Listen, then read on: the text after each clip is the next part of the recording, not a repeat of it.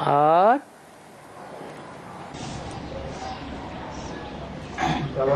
हाँ, रुद्र और शिव ये की अलग अलग बाबा। रुद्र और शिव।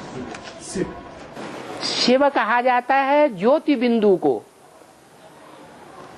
उस ज्योति बिंदु का नाम क्या है? उसका एक ही नाम है शिव, और उसकी आत्मा का ही नाम है। सारी मनुष्य सृष्टि में एक ही आत्मा है जिसका आत्मा के ऊपर नाम पड़ता है। बाकी सब आत्माओं का नाम शरीर के ऊपर पड़ता है। तो वो आत्मा है, उसका मुकर्रर नाम शिव है। नाम किस आधार पर होता है? काम के आधार पर होता है। काम इस सृष्टि में होता है या परमधाम में होता है?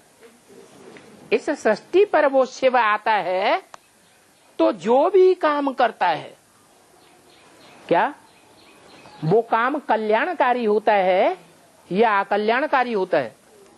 हैं? कल्याणकारी होता है।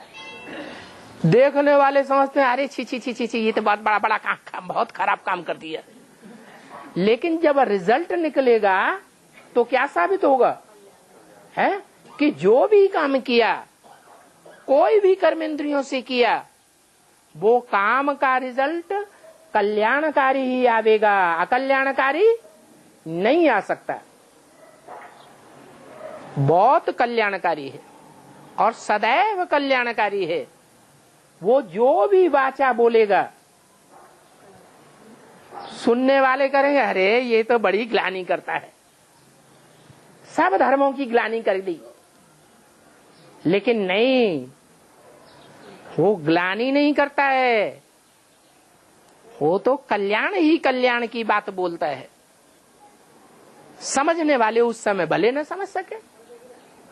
ऐसा भी टाइम आएगा कि हर धर्म वाला बोलेगा कि ये तो भगवान बाप की वाणी है, ये वाणी जितनी कल्याणकारी है हमारे लिए, उतना और दुनिया में कोई कल्याण नहीं कर सकता।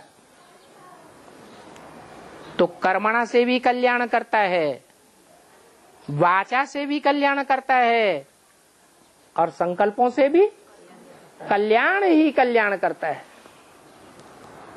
इसलिए कहते हैं मन मना भव, क्या करो? मेरे मन में समा जाओ। शिव के मन में कोई अकल्याणकारी संकल्प भी आ सकता है क्या? नहीं आ सकता। वो सदैव कल्याणकारी है, कल्याणकारी ही था।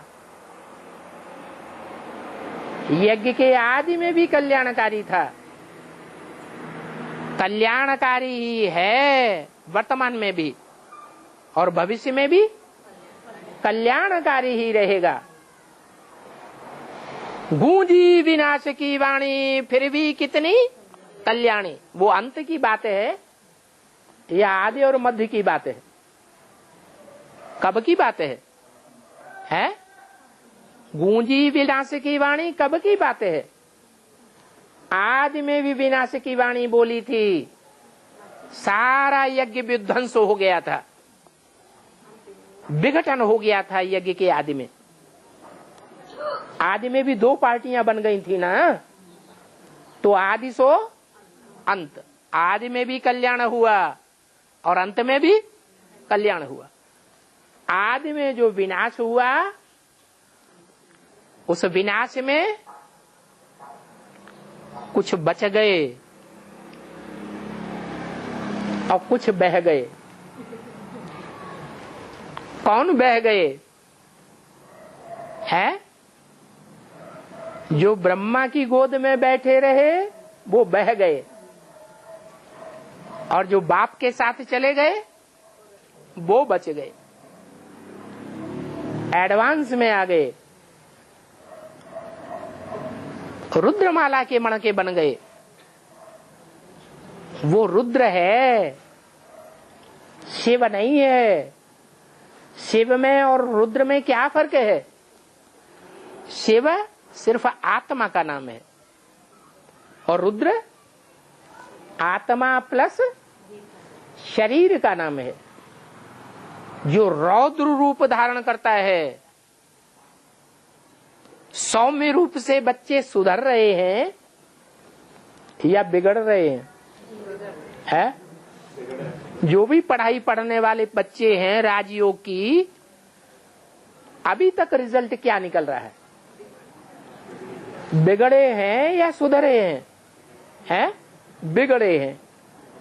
तो कौन सा रूप धारण करता है?